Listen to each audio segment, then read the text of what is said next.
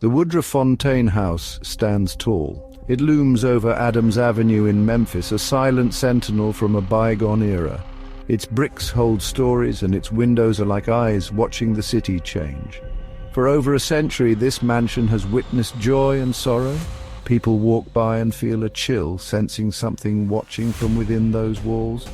The house has a presence, a heavy, undeniable energy. It calls to those who are sensitive, whispering of the past. This is not just a historic building, it is a vessel of memories and perhaps of spirits. Amos Woodruff built this home. He was a man of ambition, a carriage maker who achieved great success. In 1870 he laid the foundation, wanting a testament to his prosperity. A grand statement on what was then called Millionaire's Row. He poured his dreams into its construction, envisioning a place of elegance and stature. Little did he know what the future held. His dream house would become known for more than just its beauty, it would become known for its ghosts. The architecture itself is breathtaking, a stunning example of French Second Empire style. It boasts a distinctive mansard roof. Elegant dormer windows peer out, and ornate ironwork graces its balconies. Inside, high ceilings soar above intricate woodwork, and marble fireplaces speak of opulent gatherings. A grand staircase sweeps upwards, inviting exploration. Each room was designed with care, with an eye for detail. But this grandeur also creates shadows, long, dark hallways where sounds can play tricks, or perhaps where something else makes its presence known. In 1883, the house changed hands. Nolan Fontaine purchased the magnificent property. He was a prominent businessman, a cotton factor of considerable wealth. He moved his family into the grand residence.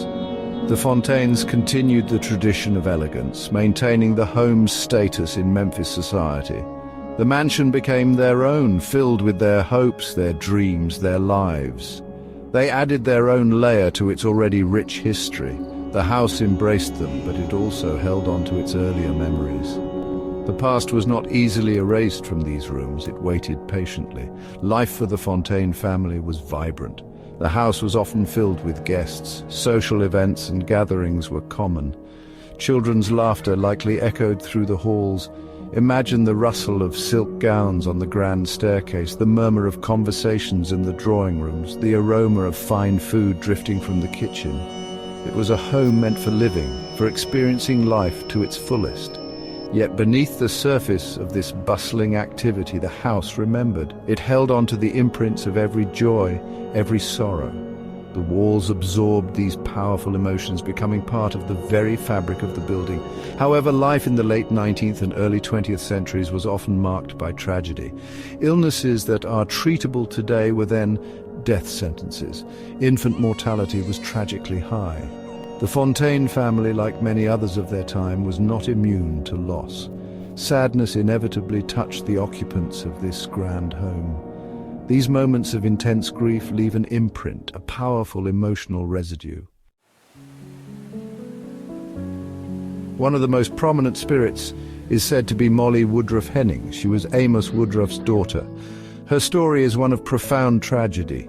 Molly experienced immense loss within the walls of her family home. She lost her infant son there. Later, her husband died tragically. Grief clung to her.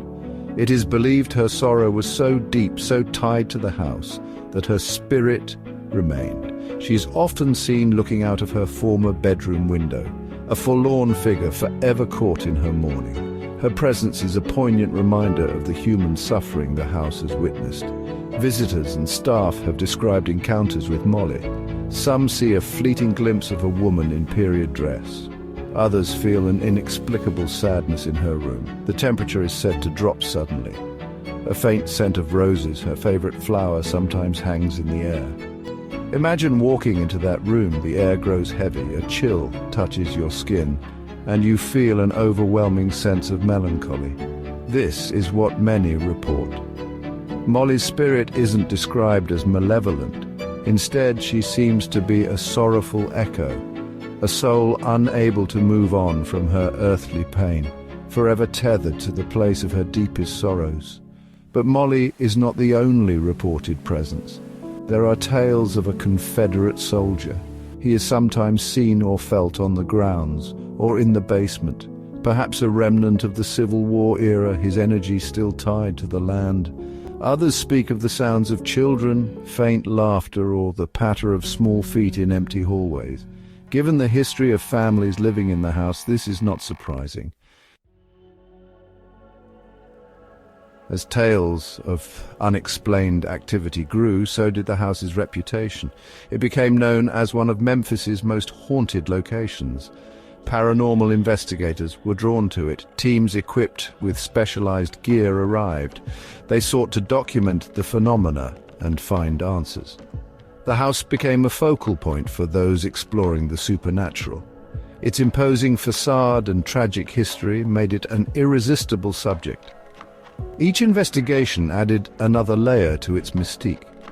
Digital voice recorders capture electronic voice phenomena, or EVPs. Thermometers track sudden temperature drops. Electromagnetic field meters detect energy fluctuations. Cameras capture visual evidence.